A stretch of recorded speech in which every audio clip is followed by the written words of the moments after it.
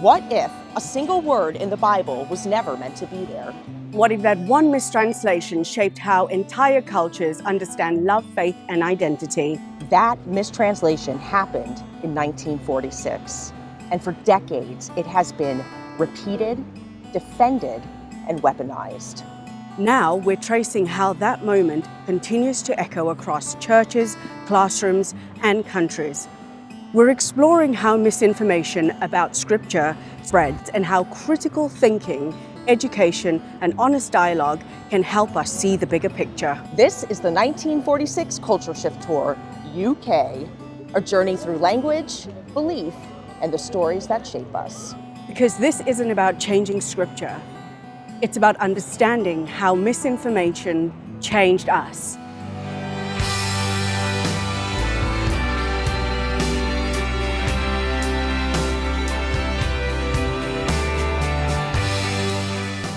Hello friends, I'm Josie Peres. And I'm Roggio. Together, we're continuing the conversation that started with the documentary 1946, The Mistranslation That Shifted Culture. We're meeting pastors, scholars, and activists who are challenging how the Bible is used, and sometimes misused, in the name of truth.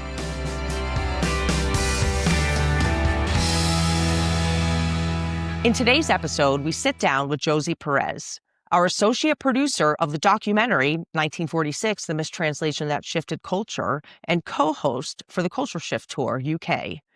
Josie's story spans from apartheid-era South Africa to modern-day London, a journey defined by resilience, advocacy, and an unshakable commitment to equality and belonging.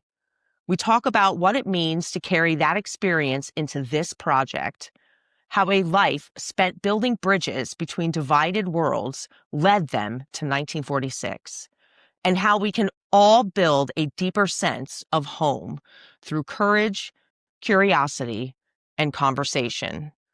Hey, Josie. Hey, girl. What is going on? How are you, twin? We're matching today. I love it. I've always got my uniform on, so, it just keeps things simple. We're on the road so much or doing so many different things. Plus, it's good branding. I mean, I think we've done a pretty good job of people knowing what the 1946 movie is. So, and you look good yourself. Thank you. How exciting. I am here in the United Kingdom because many people may or may not know, but I met a woman when we played our first live show together at the British Film Institute in London. And now I'm a tourist here visiting my wife often, as I'm still a United States citizen, but we did get married and I find myself in the UK a lot. So I'm like, let's bring the 1946, let's expand it across the pond. Let's talk about Christianity in the US, the difference of the UK, and bring on the amazing Josie Peres, who I've had the pleasure of working with over the last I don't even know how many years it's been. Since 2020. 2020, yeah. So today we're going to hear about how we met. First of all, who you are, what your passions are, what you do, and how it led you to kind of joining the 1946 project, how you got onto the 1946 project. And then we have so many things to talk about what we're doing in the future. So Josie Peres, welcome to the show. Thank you so much, Rocky. Lovely to be here. Really excited about this opportunity and, doing this collaboration with you and doing all this impact work and reaching out to the community, creating a space where people feel included, seen, and valued. I love it. I love it. Okay, so tell us a little bit about where you're from, maybe then how you got to London, how long you've been in London, what do you do? We want to know everything. Sure. So I know I look about 21, but I I have been in London since 1999. I immigrated to the UK. Originally, I am from South Africa, but I was born in a little tiny country called Swaziland, now known as Eswatini. It is ruled by a king, and both my parents were there, obviously. I was born to a Portuguese father and a South African mother.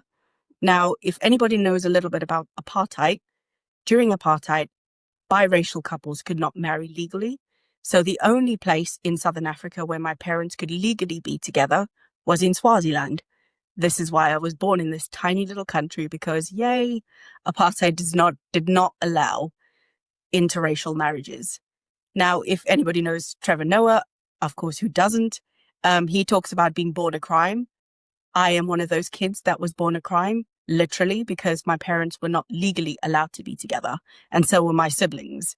And essentially, a lot of people ask me how I got into advocacy work. Essentially, I was born into it.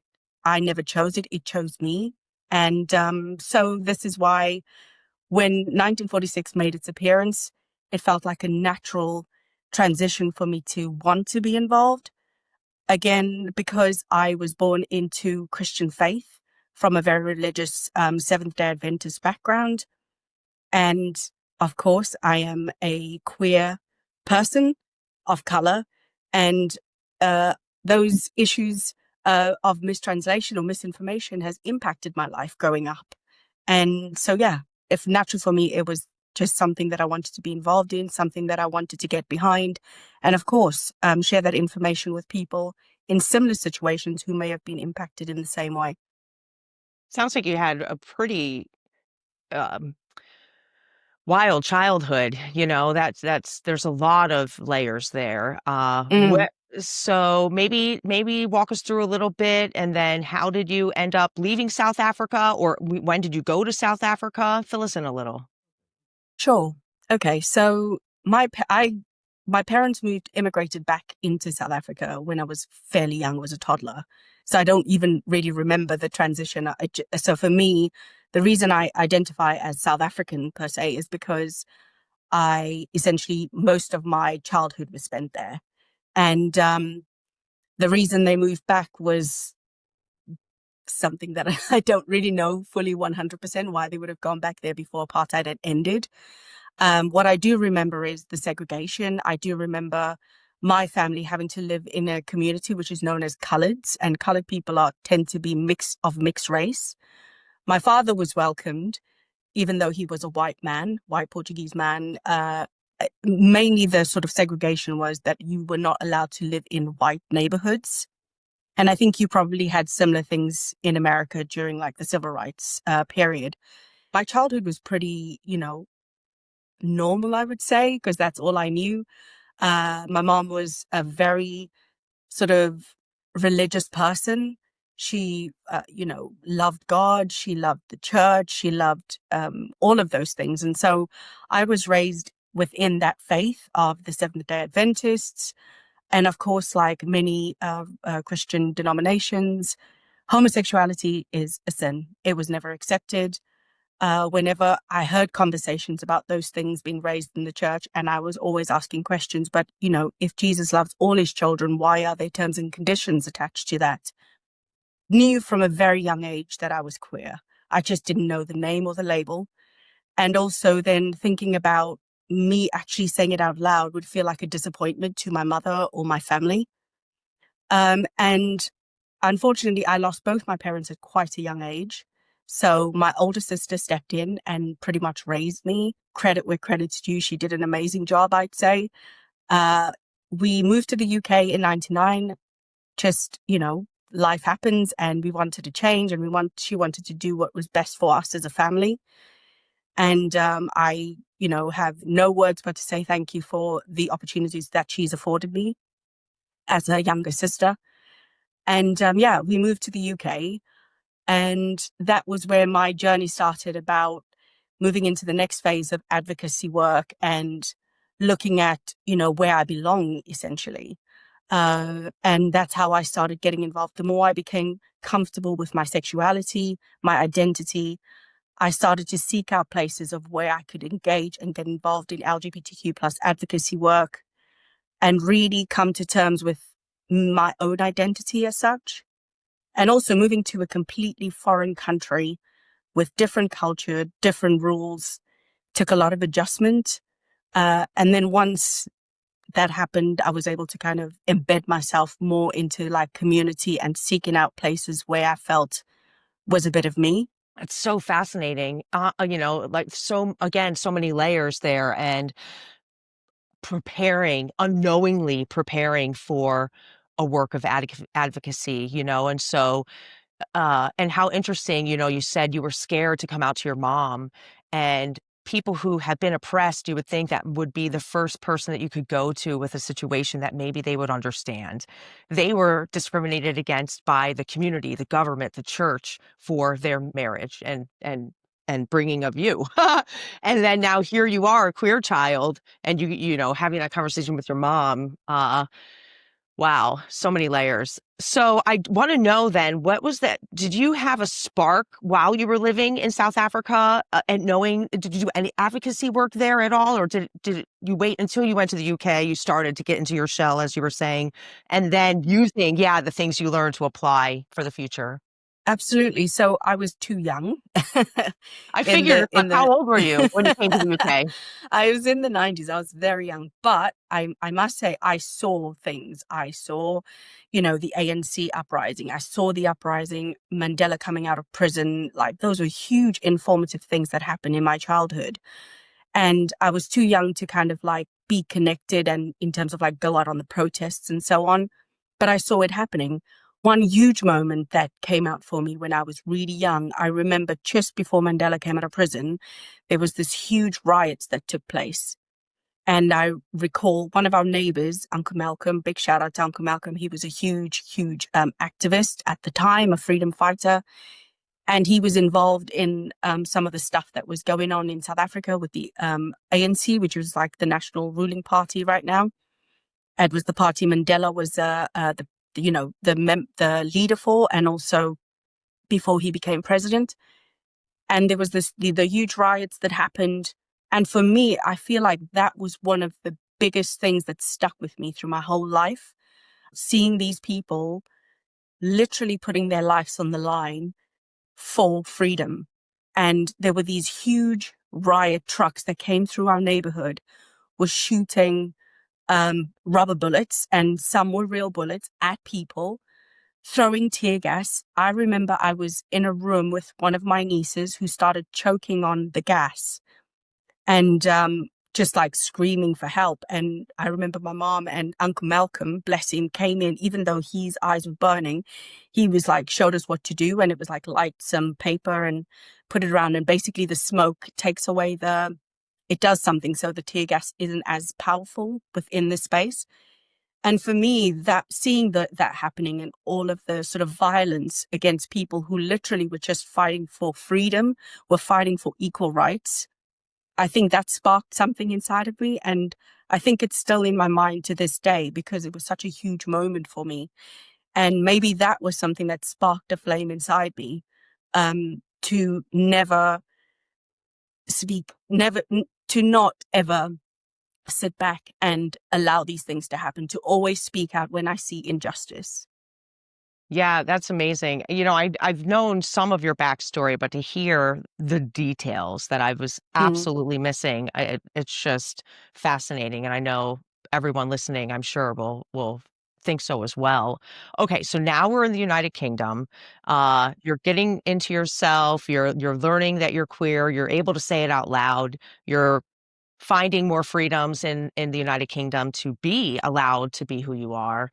Tell us about your first advocacy experience, and then walk us through kind of now your evolution, where you are today, and some of the things that you're doing in the United Kingdom. I think for me, it started with finding other queer people. And I remember meeting my first sort of like, people that were fully out, and also people that were still curious and trying to find their own identity. And there I found community. I found my chosen family. There were, obviously there was a period of estrangement between myself and my family, with me discovering who I am and them not understanding that you can have your religious beliefs, but that doesn't mean you should take someone's freedoms or the way, put your beliefs on them in terms of who they identify as and what they are, that you should love them regardless. I had to come away from that to be able to deal with my own well-being and my mental health. And it gave me an opportunity of self-discovery and essentially seeking out my chosen family. And it led me down paths of like advocacy, looking for community, looking for LGBTQ plus stuff. And it sort of almost became a mission for me to go into those spaces. And I remember going to my very first Pride in London, and I was just blown away. I remember volunteering as one of the volunteers at London Pride. London Pride is one of the biggest in Europe. And I was just a volunteer at the parades. And through that, meeting more and more queer people, finding out what's going on and what's happening around London and the UK. And from that, I pretty much got involved in LGBTQ plus networks at work in my place of employment. And just growing and growing from that, always seeking out more opportunities and looking at where I can get involved, or just volunteering myself to LGBTQ plus charities. And the more and more I became affiliated with things, the more it brought out this kind of, social justice in me. At some point after I finished my bachelor's, I became heavily involved in an LGBTQ plus network and became a chair of a staff network there, which led to many other things like, advocacy for residents who live in social housing. I don't know what that translates to in America, but like social housing is subsidized housing in the UK. And so we were there as members of staff advocating and trying to make things better for people who identify as LGBTQ plus that live in social housing. So what did you do for your degree then? And what's your focus of education and now focus of work? My bachelor's was in media and communications. My dream was always to become a documentary maker, actually. Or I also had this dream of becoming a radio broadcast host. Josie, I'm just here to make all your dreams come true. No, I'm kidding. Yeah, there we go. And so, yeah, I think those are like my big dreams when I went to do my bachelor's. But then economic downturn happened. I don't know if you remember the banks and everything crashing in like 2008. And that fundamentally changed the direction of everything for me, because essentially no one was hiring. There were lots of redundancies. It was obviously the world just felt like a complete collapse for many, many years. And so, yeah, essentially that took me in a different direction. I believe that everything happens for a reason. So I don't have any regrets in terms of the direction I had to take forcefully. And then from that, I did do my master's, and that was in digital media and project management. So yeah, like those are my like creative outlets. But again, I've become more and more involved in other LGBTQ plus charities and networks, becoming a board member for Kaleidoscope Trust, which do amazing advocacy and human rights work across the UK, the Commonwealth, and internationally. And then, of course, UK Black Pride, which I recently became a board member, which is an organization that basically advocates for Black and brown LGBTQ plus people in the UK and creating a community and space where Black and brown voices are amplified. All right. So should we tell everybody how we met? I received I receive a lot of DMs, and, Yeah, exactly. I do write people back, but you were special. You kept writing me back and you stuck. You mentioned wanting to be a documentary filmmaker. I never anticipated making a documentary in my life. I'm a filmmaker first. I've done a lot of different things. I've done a lot of different media, actually all forms of media. And I've done documentary TV for like television, but not a project like this. And it's just, it's a lot of work. And not a lot of money, and it's either time or money. And so I learned really quickly that, if I can't pay somebody to do it, I have to figure it out myself. So it's been a long haul. And throughout the process, because of the community, I mean, we all know this was a project for the community, funded by the community. And I'm so grateful to everyone who's helped fund us and all the volunteers and all the support. It's hard, though, to volunteer, let alone put 6 years of your life into getting the movie done. But even everybody else has jobs and all this stuff. But there were so many people that came along the way and would do the, social media for a month. And we did have a research team for about a year. They were on helping. And my cousin's a librarian, and she was getting us videos and different clips. And it was so cool. But, people would come in and go, and then, we'll still be friends and whatnot. But everybody has full-time jobs and lives. But you were different. We kind of had an immediate bond. It was really cool to be working internationally with somebody who I felt synergy with and that we can help expand the message across the pond. And you kept showing up. I think that's really my main point here. You kept showing up, and I really appreciate that. And that's one thing that, we need as filmmakers. And so that's when I was like, you need to be our associate producer because you're just volunteering your time. Let me give you something. I can't pay you for this, like, can I give you a credit? And then let's see how we can advance the movement together. So that's my side of the story. Why don't you tell everybody your side? Yeah, no, absolutely. I mean, as you know, I say the story over and over how it happened. For me, it was that morning laying in bed with my partner and seeing that message pop up from Mary Lambert, which kind of had the 1946, like your t-shirt, with the black and the red. And it was like, bam. And I was like, wow, what is this? Started reading the bit, clicked onto the Instagram for 1946, literally was blown away, started bawling my eyes out, explaining to my partner, who was totally aware, of my background, my upbringing. And even though, I've not necessarily been affiliated or belonged to any kind of religious institution, for me, it's still something that impacted a huge proportion of my life. So seeing the truth that was in front of my eyes, it was almost unbelievable. And I was like, okay, this can't be fake. It's not misinformation because the information is right here in front of me. But now I felt instantly I needed to, and I wrote this whole essay in a DM on Instagram and kind of was like, well, if they read it, they read it. If they don't, they don't. And then I had a response pretty much within the same hour, I would say. And obviously that was you. I didn't know at the time it was you. And you said you'd really love to connect. Let's do a Zoom. And I was just like, hold on, is this like fake? Is someone trying to pull my leg? But I was like open. I was like, do you know what? Worst case scenario, it's not real.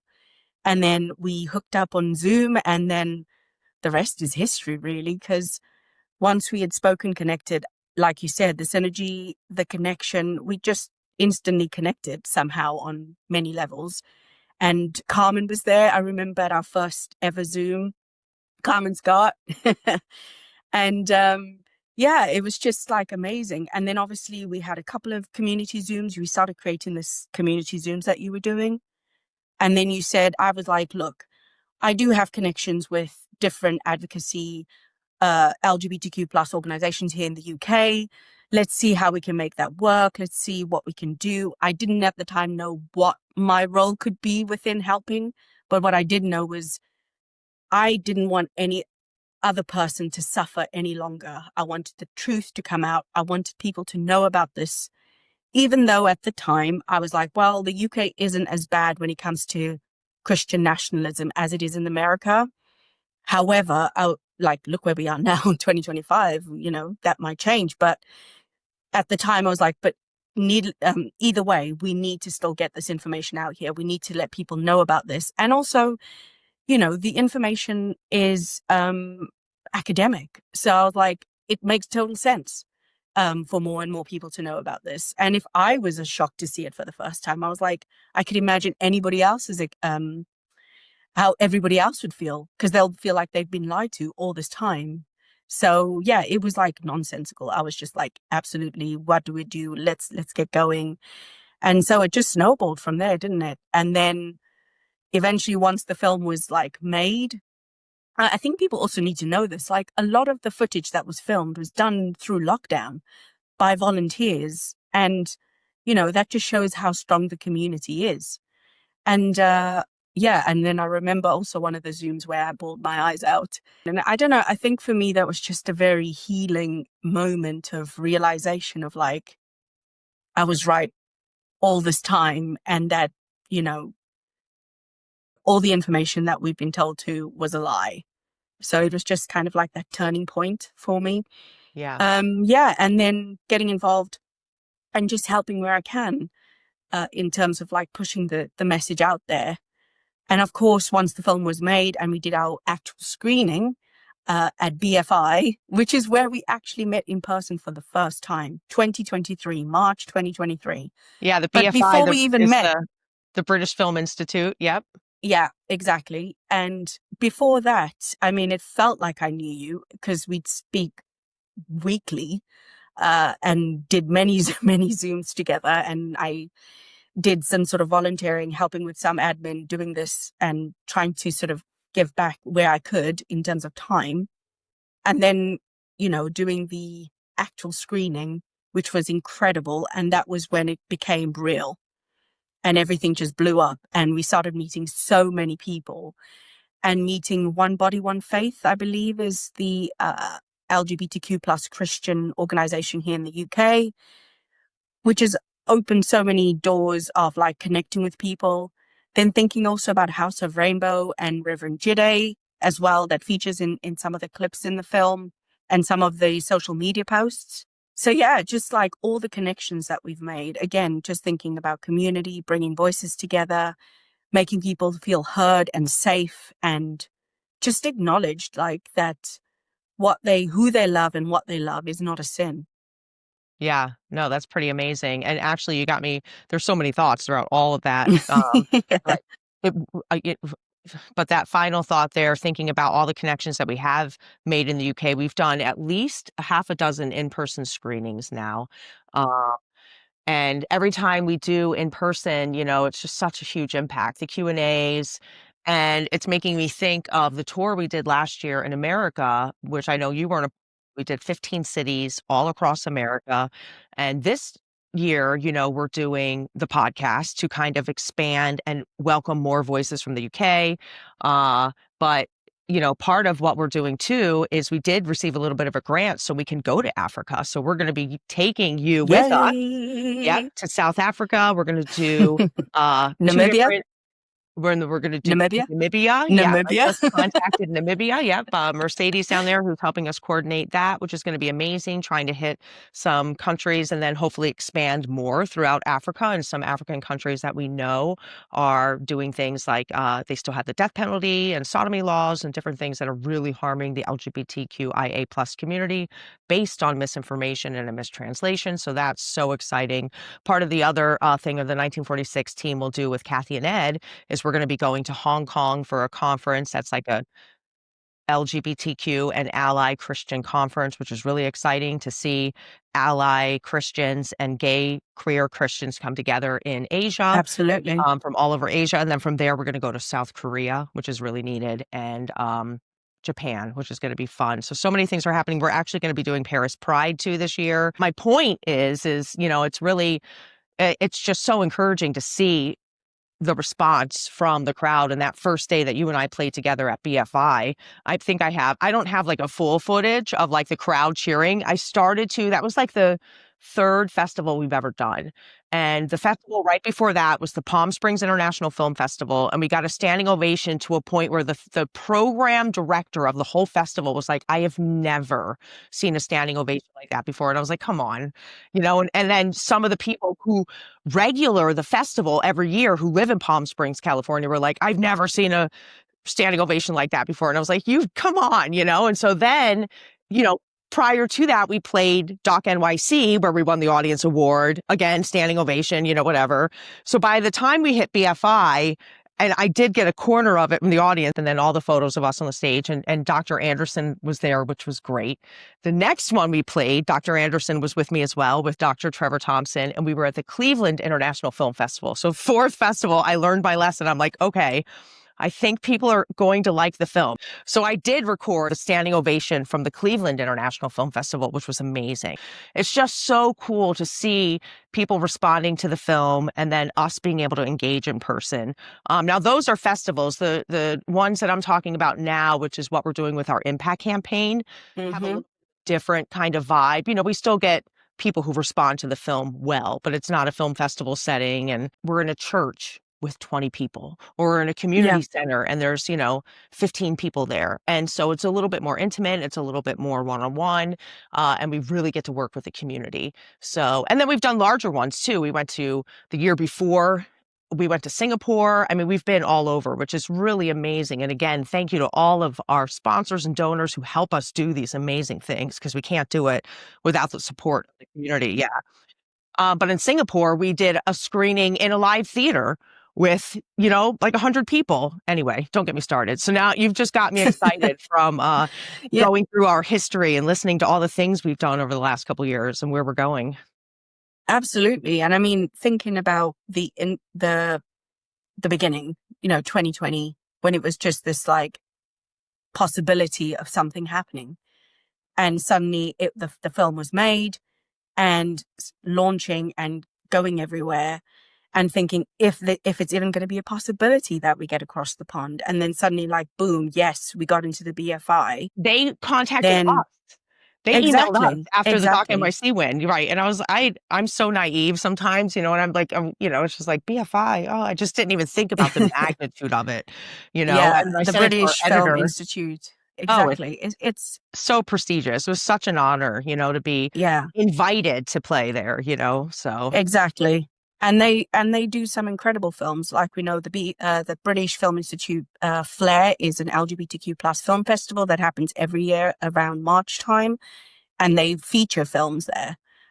So it was an incredible honor to be there, and we had two big screenings. And I don't know if you remember this exactly, Rocky, but that is where we met our Italian friend Filippo on the day when he came to one of the screenings. And I remember he was in the audience and he was bawling his eyes out because he spoke about the impact this film will have. Also, the fact that he'd lost many friends who were queer along the way, because they felt that they couldn't live in this world where they were not accepted. And I remember just running up to him up the stairs and like giving him the biggest hug and just saying, everything's going to be okay. And he was like, we need to get this film out. We need to get more people to see this Yeah. involved and so on. And so it just sort of shows the magnitude of the stuff that we've been doing. And like you said, sometimes we get huge crowds of like people, but we also get those intimate settings. Probably one of the other things we should mention is getting into some big universities here in the UK.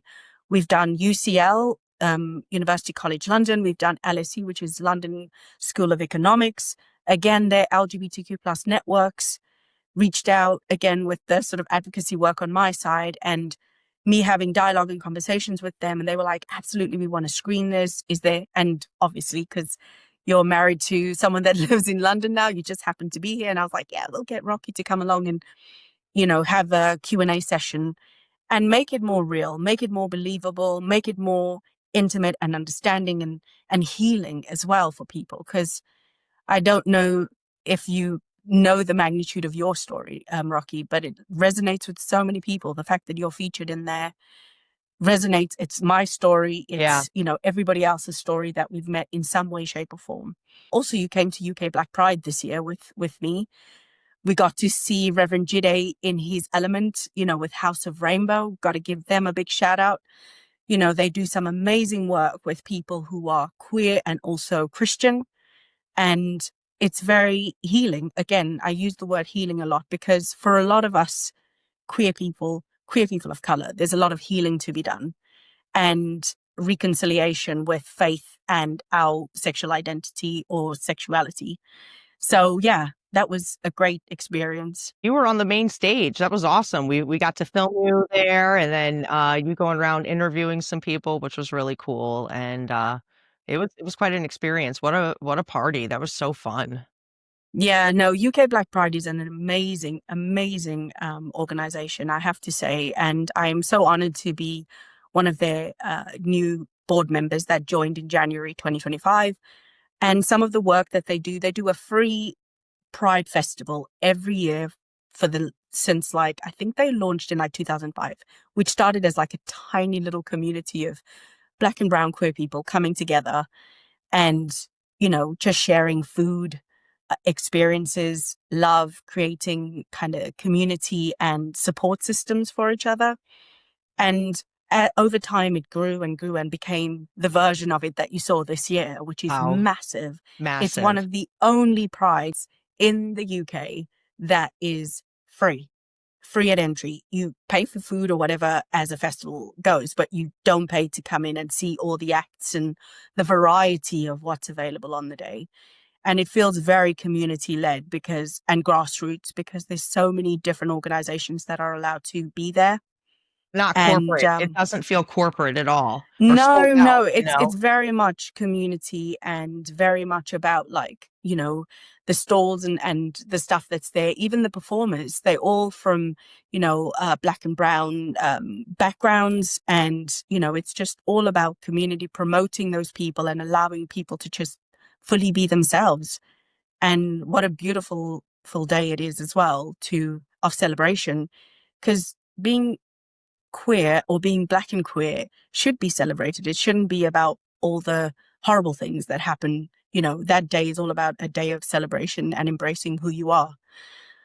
And then I suppose one of the other things that I probably should also mention is around the sort of stuff that's going on. When we first met and we spoke about things, was Trump in power then? I don't usually like to speak his name. No, I'm kidding. Okay. No, I'm not. No. Oh, so yes, Was it actually 2016? might have. So yeah, he was the president until he would. It must have been the election year, right? Wasn't the election year 2020? That is So right. Yes. The reason I'm saying this out loud is purely based on like at the time me thinking that the rest of us were kind of detached. We were like, we'll never be that. We'll never become that. And fast forward now, we're in 2025, coming to the end of 2025. And we've just seen this massive shift across the world. Massive. yeah. And that's not an exaggeration. I mean, I've been working in this field of EDI and human rights and LGBTQ plus advocacy for a long time to know the difference and like seeing it for myself. And one of the things that I want to mention is, And so can you let the audience know EDI is like DEI, right? Just the letter. yes, sorry, yeah. Equality round. in the UK, we class it as equality, diversity, inclusion. And I know some people use, what did you say? DEI. It's DEI here. DEI, which Yeah. is diversity, equality, inclusion, Correct. or equity, which is Yeah. obviously the more Similar. appropriate word to use these days. Sure. So yeah. So essentially that's kind of my actual, not my day job. It is my day job, and my gay job is also then doing lots of advocacy for LGBTQ plus stuff. So just thinking about some of the things that have been going on here in the UK, we had the legislation that came out in April this year, which obviously has impacted the trans community hugely. Again, these things are things that we never thought that would happen or never ever come into the realms of possibility. And it has. So now Kaleidoscope Trust, which is a charity that I was a board member before joining UK Black Pride, have appointed a global LGBT rights commission, which someone that we've met, a Namibian activist, an amazing person, Friedel, he was appointed as leading this global LGBT commission. So what that basically means is they are gathering loads of information, facts, and they have published their first paper recently called The Legal Battlegrounds, an overview of anti-LGBTQ plus legislation. And this is not just about like the UK, it's global. So it's looking at what's happened over the last many years and why has there been this complete shift. And actually things started to change from 2016. Lots of things have happened, and I don't think people realize or recognize the shift because we all get on with our daily lives. We're not necessarily paying attention as such to what's going on around the world. And I think sometimes people are like, oh yeah, we're detached from what's going on in America. That will never happen here. But actually it has, and it is. So yeah, I just want to sort of raise the reason I'm mentioning this is because I would like people to actually go out and have a read.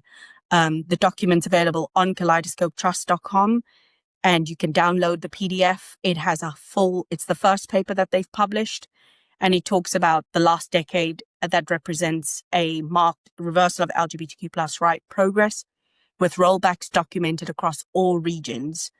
And this is coming from actual activists on the ground within various countries across the globe. So this is going to be very, very important work. And they're working closely with the UN and various other organizations to really talk about what it means to be LGBTQ plus in now and in the future, and continue, activism around making sure that, LGBTQ plus is kept on top of the agenda. And just to sort of highlight some of the things, like between 2016 and 2020, there was foundational restrictions entrenched in constitution and penal codes.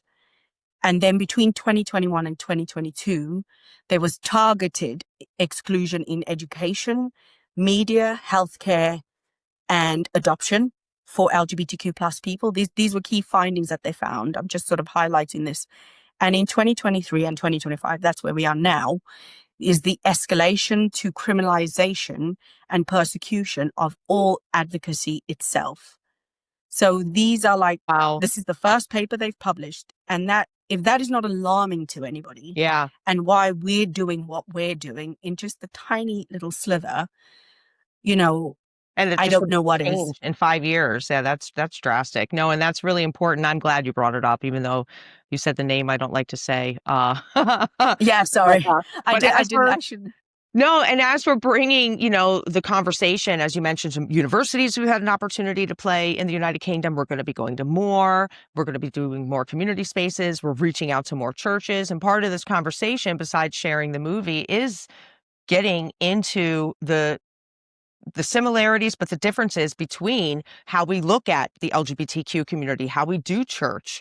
What's the Church of England doing today? How are they treating the LGBTQ community? How's the LGBTQ community feel living here? But I think the stuff that you're talking about is so important, because I say it all the time, whether you're Christian or not, whether you're gay or not, no matter what religion you are, these, the Bible and other texts and religious ideologies and groups are being implemented and used in policy and in public law. And if we're not paying attention, whether you're Christian or not, this impacts all of us. And 1,000,000%. yeah, and the Bible And can be turned around and used against anyone. So it's all a matter up to who's reading it, how they're using it, how they're interpreting it. And so all of are really important. So that's kind of part of what we're doing on this season. I'm so excited that you will be joining us throughout this whole process in the UK. We've got some amazing guests coming in to talk about some of these things, but that was a really important um, study that you just mentioned, Kaleidoscope. We'll definitely put that in the show notes so people can read that. And then if anybody has any questions on any of it, we do have an email. People can email us at 1946themovieinfo@gmail.com. I'd love to hear your questions around some of these issues, and maybe you have some questions yourself, or maybe some countries we need to visit and things like that. Because after this UK season, we do have plans for next year to do an around the world, where we can start interviewing all of the people that we've met on our tours we talked about earlier in different countries, the countries we've been to, the countries we're going to, some of our future goals for anybody who still does want to help us with any endeavors. We're always looking for partners because we want to get to South America. There are so many places. We did make a connection with, just one example, some people in Brazil that I had an opportunity to meet through the British Film Institute. We recently just got our Brazilian Portuguese done, and so we're ready to go there and things like that. I know somebody just asked me, well, you don't have this language or that language. Well, it's like, well, it costs anywhere from $1,000 to $2,000 just to get the file, let alone the time to produce it, And so, anyway, my point is that these are the things we're going to be discussing in this season as it relates to the United Kingdom. Looking forward to the next. I don't know. guest. It's take a breath. And the next phase, we have some really great people that we met along the way, as we said, and just highlighting some of the great work that goes on behind the scenes and just amplifying those voices. I think that's the most important thing through this phase. Just, raising the voices, raising the organizations that do amazing work and are similar to 1946 in the sense that everything is crowdfunded or funded through charitable status. So, it's going to be interesting to see how we go through the season, how we make more connections. The impact, as we said, the impact campaign that we're doing really allows us to reach community and people that may not necessarily even have heard of the film or have heard of the film, but just didn't know how to access it, which is still the case we find to this day. Do you want to mention about the launch on Oh, Apple TV yes, and we might as well. YouTube? And So we're recording this on November 7th. We will already have been up on Apple TV and YouTube globally, worldwide, which is really exciting. We just worked with Bitmax. Yep, to get that done. So that's cool. So anybody who felt the movie was not accessible to them, it now is. And I'll tell you all a secret. It's cheaper on YouTube. So not that we don't want anything, on Apple, but it's $3.99 I saw today. At least that's where it was in the well, UK. That's yeah, amazing. and also you wanted to the main thing is we wanted to reach as many people out there as possible. Yeah. And if that not everybody has money, and if that's the easiest way for them to be able to access it, that's the most important part, is making sure that it reaches the places that needs it the most. Well, and if you're listening to this and you can't afford the $3.99, just send us an email again to that 1946 the movie info@gmail.com. We have no problem sending out complimentary links to people. We're working on getting DVDs and physical media. We have no problem sending things out to people who really need it. The reason why there's still a paywall behind that is we have monthly bills. I mean, even just our MailChimp alone is $300 a month, let alone the Canva and the Linktree and the Premiere Pro, which I still use, which I got to get off of because I hear they're stealing our AI. I know all of it. It just adds up to our editor for the show and things like that. So on top of the grant money that we received to be able to do the trips, just our day-to-day operation is wild, as you can imagine. We also do have an outreach manager that is a paid position, and she's been working with us since January. And she is working to help us expand, as we were saying, to more colleges, churches, community centers. So she's working to email people all over the world and expand here in the UK and especially in the United States, which we have not abandoned you, I promise. I was there. I've been there a lot this year, actually. And yeah, so it's going to be a really exciting season. And we should probably start wrapping up this episode soon. Is there anything else that you wanted to say as far as your journey, your involvement with the film, something you might want to share with the audience that we might not have discussed today? Did we miss anything? I would say probably we just want to give a shout out to Mariana, because that's going to be the score featured in this. And also just a shout out to some of the organizations that I want to feature throughout this podcast. Essentially, is some of the LGBTQ plus charities and organizations that do phenomenal work. And without them, so many people wouldn't be here, would be so lost and alone. So just want to give a shout out to UK Black Pride, as I said, House of Rainbow, again, an amazing organization, Micro Rainbow, who, advocate and help LGBTQ plus asylum seekers from around the world who come to the UK and are seeking refuge. There's also people like African Rainbow who do some amazing advocacy work. I mentioned Kaleidoscope Trust a few times. And then also tonight, we're going to an event hosted by Schools Out, which is the organization that do LGBTQ plus History Month in the UK every year. They do some phenomenal work. So yeah, I'll mention. And Lynn Nichols, shout out to Lynn Nichols. Big Lynn Nichols. Yeah, exactly. She's an amazing sponsored person. She also our Zoom communication for 2 years. Exactly. She helped pay for that. Exactly. Yeah. And also was involved with One Body, One Faith, who are an amazing LGBTQ plus organization as well, around Christianity. So yeah, these are just some of the great organizations that I've collaborated with myself or with you as well, just to show solidarity through their advocacy, and also that they've created this community of compassion and care. Just want to give them a big shout out. And I'm really looking forward to, as we continue developing the sessions with the various people that we meet along the way. And hopefully people will enjoy what we have to talk about, get involved, or just reach out to us if they want to have a chat. But also, if people want to know where I am, I've just newly launched my own website and you can find me at josieperes.co.uk. If you want to reach out, I'm happy to collaborate, discuss, or even come and do keynote speaking or get involved in some of the stuff that you might be doing around equality, diversity, and inclusion. So yeah, that's all I have to say about that. I love it. We will link your website, which we already have on our website, to people to find you, which I know we're linked on your website too, but all of that will be then in the show notes and all the good stuff. But this is going to be our ending segment for the season. I think this is going to be game to play, so I'm gonna play it with you right now.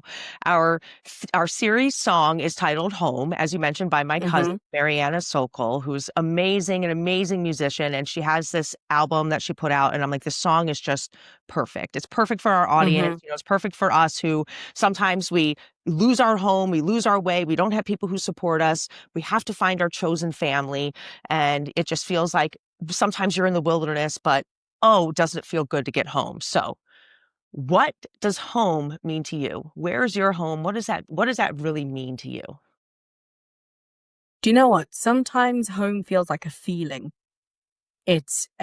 So for me, there's two things that feel like home. Sometimes I'm in a space and I'm like, this feels like home. And then sometimes I'm with a person like my partner and I feel like this feels like home. I feel complete. And then other times it could just be a moment of what's happening and that feels like home. So for me, it depends. It depends on where I am in like mentally, physically and emotionally. But I think community sometimes feels like home as well. I think that's probably where I feel most at home, is when I feel like I've done something that other people have benefited from. That's like a dopamine fix for me. And I'm like, oh, that feels like home. So yeah, it varies. It depends on the situation, where I am, how I'm feeling emotionally, mentally. And yeah, I think isn't what I'm trying to say is home isn't necessarily a place. It can be anywhere. Um, yeah, I guess that's what I'm saying is it's Love it. not a physical place. It could be anything, anywhere, and how you're feeling at that point in your life.